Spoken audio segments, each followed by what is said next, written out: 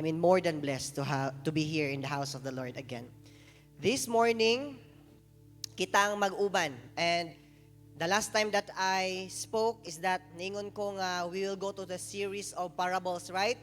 But then, the second parable that I supposed to discuss or talk this morning is found in Matthew 5:14 to 17.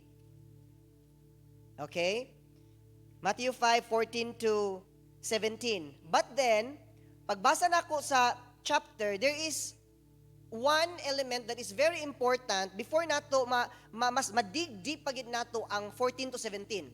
So, medyo mo skip ko gamay sa second parable mo, atras ta gamay sa 13.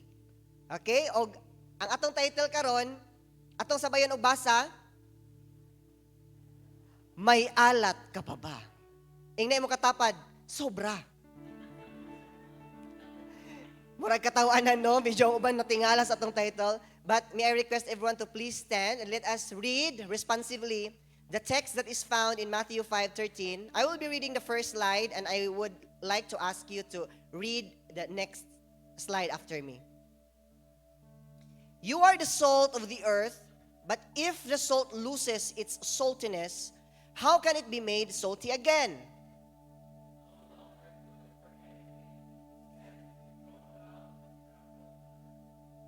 Let us pray. Labing dalaygon ug gamhanan namo nga Dios, anindot gid kaayo Ginoo ang matagpulong nimo Dios nga puno sa kaalam. Dili madaan, it is always up to date, updated, Father God. And it has always been applicable even today. Lord, give us the understanding to go deep to your word. Give us the open mind and open heart. And let your Holy Spirit, Lord, just move in this place, O God. Mamuhat ka, Lord, sa pamaagi nga imong gusto, dili among gusto. Establish your very purpose today, nga nianhi kami karon nagkadiiya nga mga pagpanginahanglan, kabugaton, mga problema, apan mugawas kami, Lord, full of confidence and understanding that the God that we serve is a loving and a wonderful God who cares for us. Mamuhat ka, use your humble servant, cover us all with your most precious blood, in Jesus' name, Amen. Makapanglingkod ng matag-usa. Balik ko na to, ang title na to karon, may alat ka pa ba? Because we're going to talk about salt, asin. And it is very, murag tanan siguro balay karon naagi asin. Imposible og walay asin, no? This is the most important commodity nga naa tanan. And ever since sa Bible times, nagkalain-lain man siguro ang value, ang presyo compared karon, but the value kung atong i-check, wala gyud na usab ang value sa salt. Amen? Naa ba diri ay balay nga walay salt? Mangutana lang ko kung naa. Kay ingon nila engkanto daw na. Taga-Encantadia kung walay salt. So, I do believe nga naata sa same page nga kitang tanan nakakita, naka-encounter og nakatilaw og salt. Basig wala pa'y nakatilaw diri og salt. Imposible kay no? And there are a lot of salt na sa atong screen, naatay Celtic salt, naatay Himalayan salt, naatay sea salt, naatay table salt, and the table salt gatong ginagamit sa una is lesser in nutrients kung ato in mineral kung ato ang istadihan. So, you can use sea salt or Himalayan or Celtic salt. Mao ni sila mga nindot nga mga klase sa salt. Now, atong sabton karon, nganong kini man ang gigamit ni Jesus Christ nga metaphor. Ganina sa verse 13, ingon siya, ye or you are the salt of the earth. It is not a question, it is not a suggestion, it is not a passive declaration, but it is a declarative sentence or statement, and it is active. Wala siya niingon nga, pwede magkamo asin. Kung gusto ninyo mahimog asin. Wala siya niingon. Ingon siya, you are the salt of the earth. And I want you to understand nga ikaw ug ako has no other option. Either to stand for your purpose as a salt or lose your saltiness. Amen. Maunang, i-question mo ko o galingon, may alat pa ba ako? Kaya yung sa ingon niya, kay kung wala na kay kaparat, ilabay, isalibay na ka o tamak-tamakan. Ouch. Di ba? Medyo sakit. Karon, nganong kaning asin parat man? Have you ever wonder or naabay na idea? Nganong pag-abot dito sa dagat, naparat naman ang tubig. Kaning tubig gikan man sa sapa, ang sapa tabang man. Di ba? So, murag nila lanog akong tingog. So, gikan sa bukid, mag-travel ang water, mag-flow. Ang tanan nga mga stones or thermal vent nga iyang agian, iyang i-wash out ang tanan minerals. And then mag-mix ang tanan nga mga minerals, pag abot nila sa dagat, mahimo silang parat. Mao na nga ang atuang asin, parat. Og dili ta mo palit og asin nga dili parat. Pagpalit nimo palit ang asin, yung gihatag sa imo tamis, ay dili ni pwede kay magtinuwa man ko, di man ko mag-iskabitsi. So na specific, right? Dili jud ta mo palit og asin nga tamis. Kung asin natong kinahanglan i-serve niya ang purpose nga parat siya. Number 1, let us talk about the biblical history of salt. In Genesis 19:26, mao ni ang first nga na-mention ang salt. And when was that? It is during ang asawa ni Lot, nahimo siya pillar of salt. And until today, kung tan-awon nato ang history, naagyapon nagstand dito at the Mount of Sodom, near the Dead Sea, nagstand gyapon karon katong pillar of salt. And that was what? 49 generation from Noah or from Lot until Jesus Christ. Unya, from Jesus Christ until now, pila na naka-generation. But then the salt, that pillar of salt, still stand. So, naay implication o adunay importance nganong niingon si Jesus Christ, nganong gigamit niya ni nga metaphor towards the believers, ganiingon siya, you are the salt of the earth. So, kinahanglan butangan natong intensity ang gisulti ni Jesus Christ about sa matag usa nato, unsay ato dieng trabahoon as a salt. Maybe some of you na anay mga nagwonder na ang mga minds o na anay mga nahuna-hunaan nga brilliant things nga maybe wa na ko nahuna-hunaan. Number 1, salt in biblical times is very expensive. Karon tagpila man ang kilo sa salt? 13. Nakay 13, may 1 kilong salt ka na. Sa una, mahal kaayo ang salt. Why? Kay gikan sa kuhaanan nga dagat, mag-travel pa sila at least 5 miles. O niya, may man karon mag-travel og 5 miles kay mag-car naman lang ta. Sa ila sa una, mag-cart. Unya, ang dalan, may rag-tiles ang dalan niya, mag-cart ka kay okay ra. Mag-cart, dili rubberized ang ligid. Unya, grabe ka rough road. So, very luxurious. Maglukso-lukso sa kaserious. I have a luxurious car. Luxurious, tagtag na daig kayo, no? Grabe. So, very expensive tungod sa kalayon. That's why when God said, you are the salt of the earth, He simply means, you are so expensive. Hello. Expensive ka. Mao nang ayo ipakababa imong kaugalingon no matter what, ka sa imong kinabuhi, you are expensive. So when God said, you are the salt, He simply means, you are very expensive for me. How expensive? Jesus came. Yung paskanta, He came near from the everlasting to the world we live, the Father's only Son. For what? Just to die for you and me. That's how expensive you are. No, dili madugangan ang atong worship ana kay Lord. Ngala no, grabe na ako ka-privilege, no? The darling of heaven, crucified for who? For me. That's why when we worship God, atog yung tagamtamo ng pag-worship kay Lord. Because we are so expensive. Example, nag-grocery ka sa SM o Robinson. Karon nagpalit ka og grocery valor 10,000. Grabe no, 10,000 yung grocery.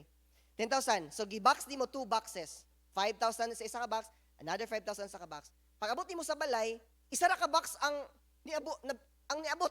Ang isa ka box nabilin.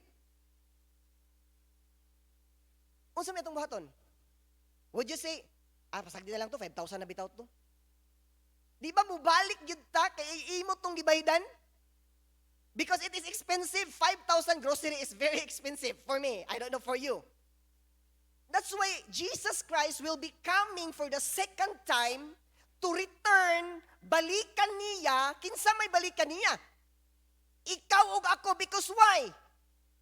Because you are expensive. Very expensive. Bisag dili pantay atong kilay, expensive ka. Ako bitaw dili pantay akong kilay kung tutukan nimo di man ni pantay kilay si pastor. Ayaw na lang tutok-tutok. Aron dili malata nga expensive.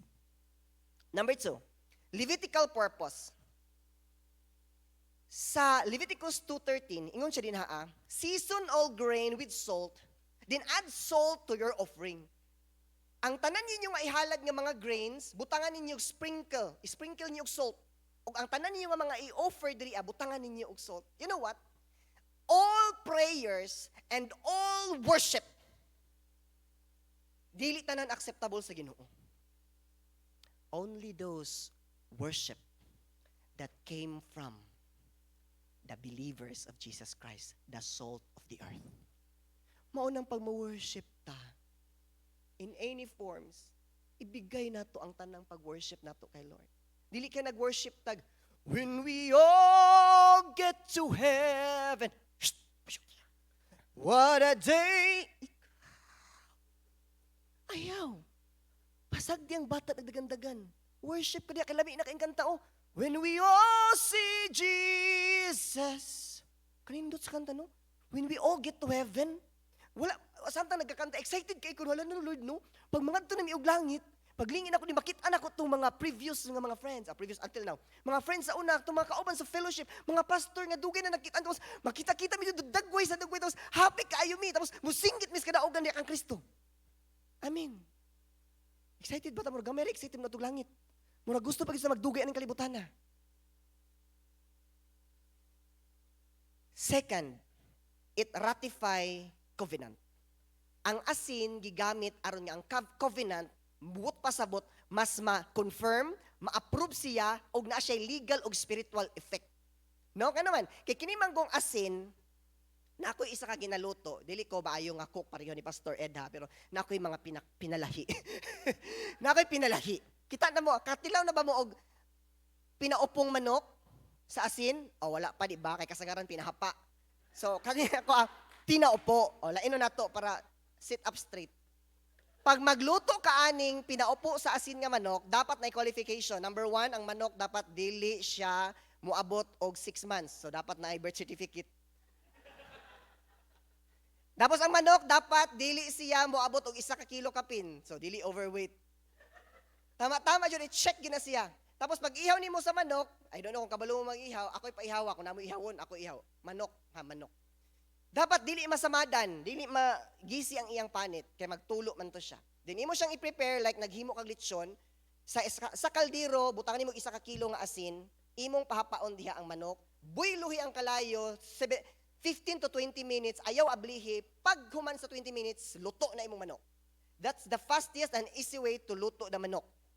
Okay? Luto ta sunod, manguha tag manok. Dapit. Pagtanggal nimo sa manok, ang asin dili matunaw og dili maunsa.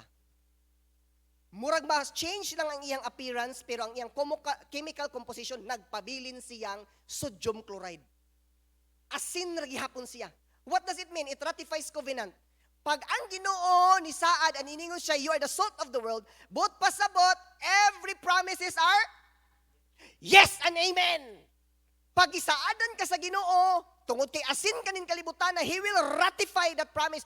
Himon o buhato na niya nga promise, dili sa langit. Diri. Klaro kayo na sa Mateo maningon.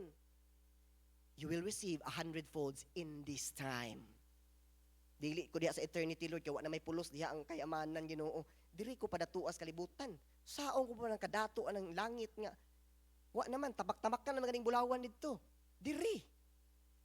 No? Ikaapat, essential and valuable. In the history, pagbasa na to sa history, there is part of the history nga, ang mga Roman soldier, musugot sila og ang ilang sweldo asin. Nabi mga empleyado diri musugot, ako di ko musugot kung example tag G's ang kilo sa asin. Nya mo example mo sweldo kog 10,000. Nya mo ingon si Ayadan nga wala may cash karon ang simbahan. Aw eskwelahan ato lang sang iasin, pastor. Kuha didto. That is pila man ang 10,000 times nimo sa 10 ang kilo. Pila ka sako. Nya pag abot nako didto hanway sweldo, asin ra napulo ka sako na sa ubos. Unsaon ko ng asin? Pero sa ilang panahon sa una, pag may asin ka, mayaman ka. Mura sa Chinese ba? During the Neolithic period and the dynasty of Qing, ang ilahang kanabang social status, taas ka pag daghan kag silk. Labi na pag-abot sa Han ug Tang dynasty. Pag marami kang silk, yaman ka. Pwede kang sumagasa ng kapitbahay mo niyan. Kay daghan kag silk. Sa ilang panahon sa una, pag daghan kag asin, hindi ka basta-basta. Dato ka. Maunang unya, mamalitag asin.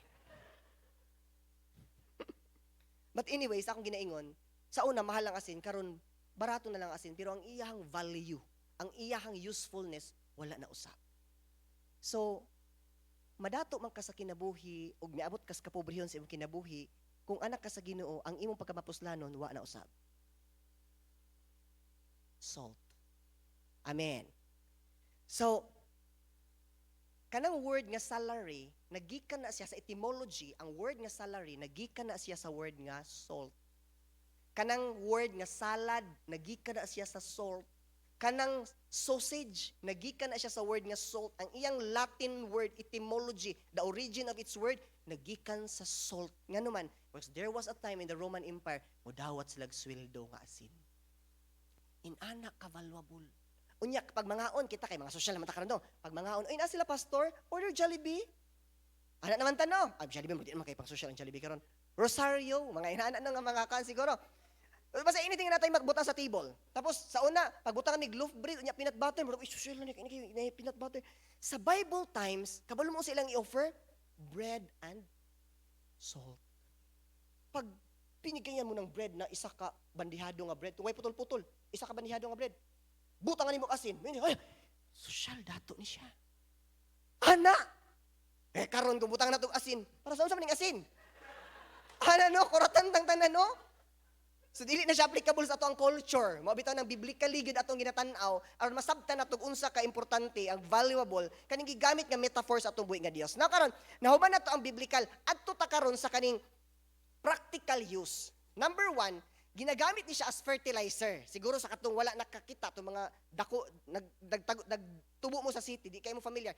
Pero kami nga mga gikas bukid, niagi ang akong lula nga, sa kamahal sa fertilizer, gamito ng asin, di ba ni mami, ipapalibot sa lubi.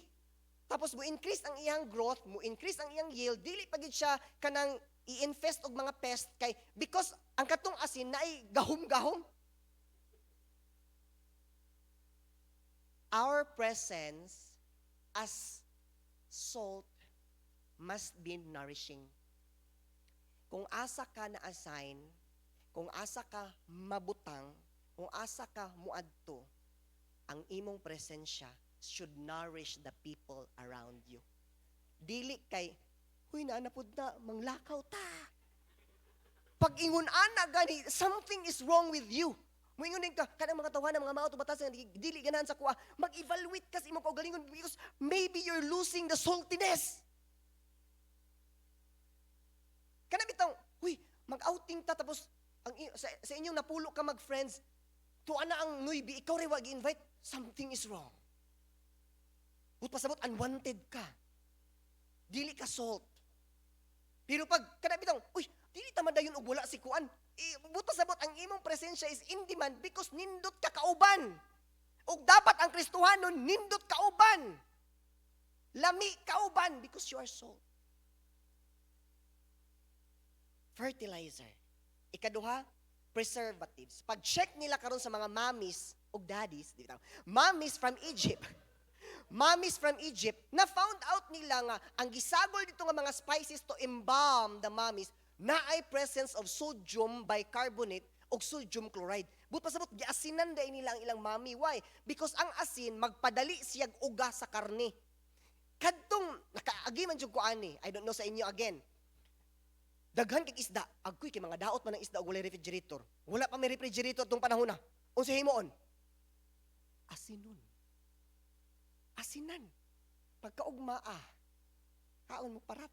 Pero okay pa. Madapag smile. Pero I mean, bisag karning baboy, karning isda, kay walay refrigerator, sa unang panahon, asinan. Nga naman, it prolong the life sa sudan. Kabalo ba mo, nganong reason, nganong wala nitugpa si Bagyong Uwan? Because somebody prayed. And the prayer reached God. Kabalo ba kang hangtod karon kanang imong mga parinting nga gahig ulo, wala gyapon gi-judge sa Ginoo because of you praying. They are preserved because of your presence, because you are the salt of the earth. Maunang keep on praying. Bisag pag hunaonan mo, ragwa maipikto akong pag-ampo. Just keep on. Because one day, mutubag ra gyud ang Ginoo sa imong mga pag-ampo. Adunay usa ka anak, una siyang na-convert. Gusto niya nga mabaptize ang iyang inahan, mahimong Kristohanon sama nato. Pag abot nag 19 ka tuig niya siya muundang na siguro kog ampo, Lord, kay murag 19 na ka tuig na kong inampo ay wa man gyapon na Kristohanon akong inahan. But ingon siya nga, hatagan gyapon akong chance, one last chance. And on the 20th year of prayer, nakita niya iyang mama, naglakaw padulong sa baptistry. And on the 20th year of keep persistent praying, nabautismohan na gid iyang inahan na himong Kristohanon. Kung sinahitabo kung sa iyang pagka napulo ka tuig niundang siya, sayang. Kung sinahitabo kung pag 15 years old niundang siya, ni-give up siya ampo, sayang. Kung sinahitabo atong 19 years, kung ni-give up siya, wala na luwas ang iyang inahan.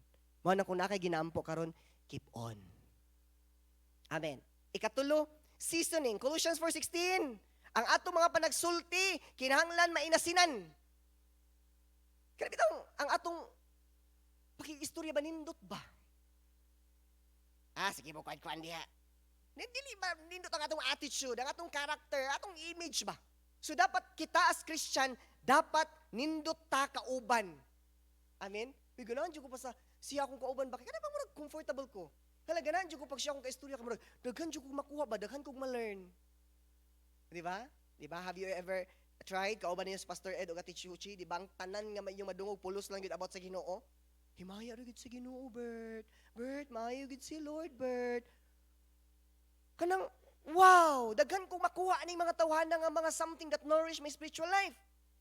Ay ganahan ko tukuan kay kadto siyang magud ang kauban pulos binuang ang istorya. Ay ganahan ko adto kay ganahan magsige tagkatawa sa mga green jokes. Hoy, dili man na pwede sa ato ang mga Kristohanon. The salt.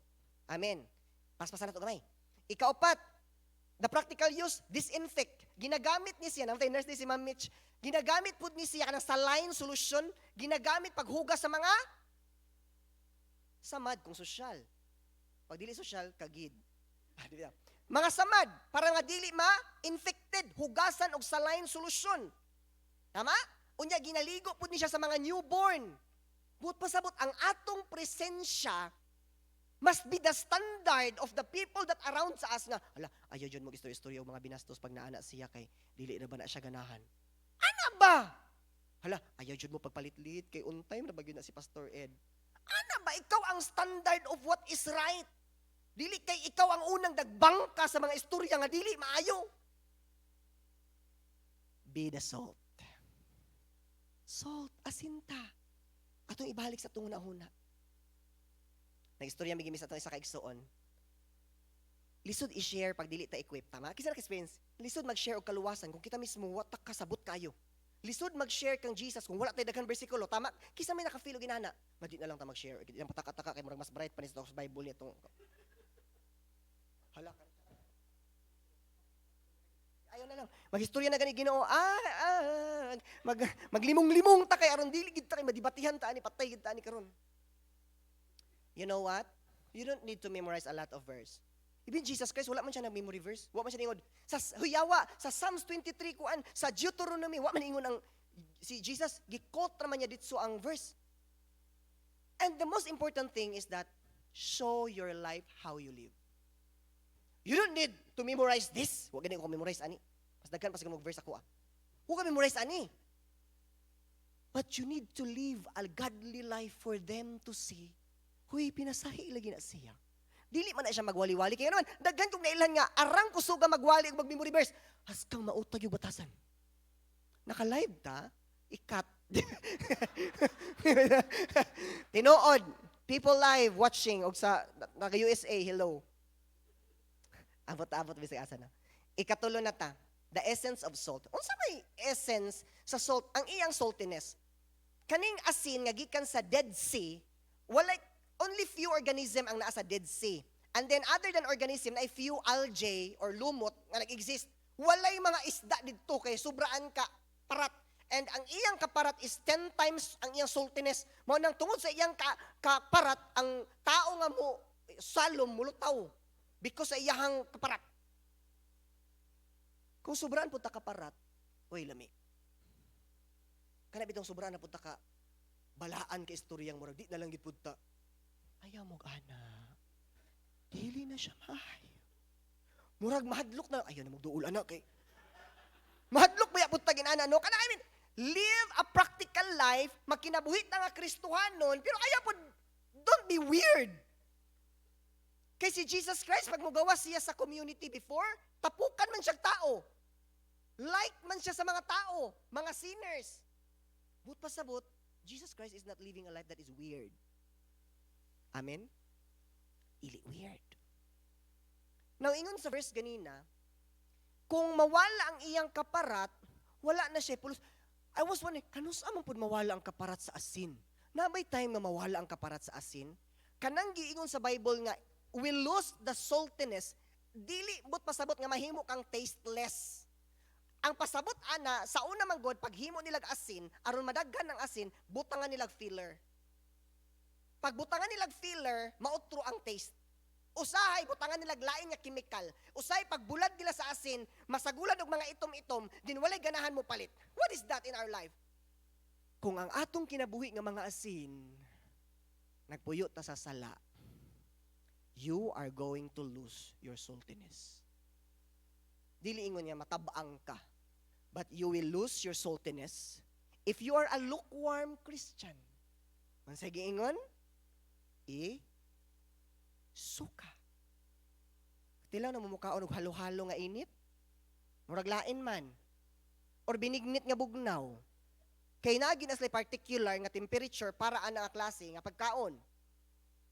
So ang Kristohanon, we are expected to be on fire. Init sa atong buhi nga Dios. Amen. Now, compromise, unsurrendered sin, fear to stand the truth. Sometimes kabalo ka unsi tama, pero sige lang, okay ra. Bisag kabalo gud ka nga sayop ng ilang ginahimo, pero ikaw very tolerant, it will compromise your saltiness. Mawala ang imuhang distinct taste as a Christian. Hello. Pride and arrogance. Kanang nagatabon sa ato ang sakyanan dihag cartoon. Have we ever tried to say, huy manin ba ta? Kanang mafa-feel na to sa ilabad na to, we are salty. Nindota ka istorya. Nindota ka oban. Or kapoy man manghagad. Pwede na po maingon tag, salamat sa pagtabon ha. Di ay 50. Hoy, maagang pamasko. Because ang mga anak sa Ginoo may natagon. Amen. Last na ta, kay alas 12 na. Saltiness. What is the next pagbati sa usa ka tao nga makakaunog asin? Come on. Dili kidney failure. Wala pa na. Wala pa kidney failure. Ang makakauntag parat, what's the next feeling? Ha? Wow. Nindot kay ni. A hidden message from this. Nga ang tao nga ma-encounter nimo, makatilaw, makasinati nimo ug unsa ka nga klase nga pagkakristohanon, dapat kanang tawhana mubati gyud siya kauhaw. Kauhaw para sa imong Dios. Kana bang pagkauban kaniya mo ingon siya, nganong kalma man ni siya bisag grabe namang problema, kay ngano di ay kay Kristohanon. They will want our God because when we taste our lives and experience us, they will hunger and thirst for what we have. Mao nang very essential kaayo ning mastay ang atong saltiness pag ingon ni Lord, you are the salt of the earth. Dako kay na nga trabahoon. Murag dali ra kayo. Okay. Asin nami sa kalibutan. Daghan tag function. Daghan tag function ug daghan tag privilege nga masinati if we stand for our purpose. Mga kaigsuonan sa BGC, gibutang tas tunga-tunga sa kasing-kasing sa butuan, not by an accident, but to become the salt, that Butuan City will be preserved for God. Butuan City will be a sweet-smelling savor before the Lord. Nga ang mga tao nga naa sa palibot, masinati nila ang kanindot sa kinabuhi ug relasyon diha kang Kristo, kay makita niya sa imong kinabuhi. Nga dili man siguro tanan nga dato, pero bisag lisod siya, no, nagpadayon siya pagpangalagad, no, unsay na, anong meron? Mayroon akong Dios. Amen. Kagabi istoryahan na mo, anong dugay pa man ibalik si Jesus? Ang uban gusto na mo balik si Jesus. And ingon sa ato ang igsoon gabi. One reason might be dugay si Jesus ni balik kay wa man pud ka nag-share kan Jesus. Di ba say reason nga wala ni balik si Jesus Christ kadaghan pag wala na sangyawan? Amen. Siguro dili man tatanan makauban nila Pastor Ed sa Thailand, pero lingi ang imong silingan.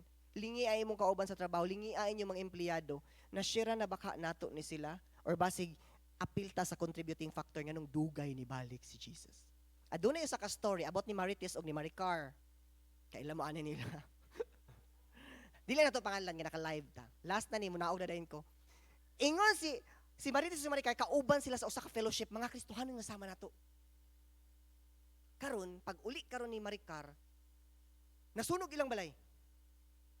Ingon din si Marites, Maricar, ang inyong balay kay kanang nasunog. Dagan-dagan si Maricar dito. Si Marites nagtan-aw ra pud siya, "Lo, kaluoy sa akong sister. Lord, ikaw tan magapanalangin, untan Lord ang kalayo, maundang, ang bumbiro mo abot."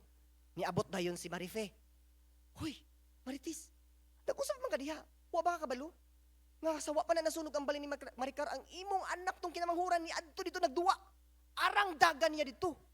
Sometimes wala tay kada bang kabug-aton nga mo share because ang ato na safe naman mi kinakadawat naman mis kaluwasan. Pero pag ato ang mga hinigugmas kinabuhi are going to hell, na ba tay gihimo? Be the salt. Mahimo kang asin. Amen. Sa sunod na to nga hisgot sa pulong, atong paghisgotan, you are the light of the world. Giuna nako ning salt kay naa siya'y importante kaayo nga implication nganong nagsunod ni nga bersikulo. And I want you to be excited for the next meeting that we have, not only sa session ako, but every time mag-fellowship ta, we must be excited to learn and experience God. Amen. Let us bow down our head. Let us pray.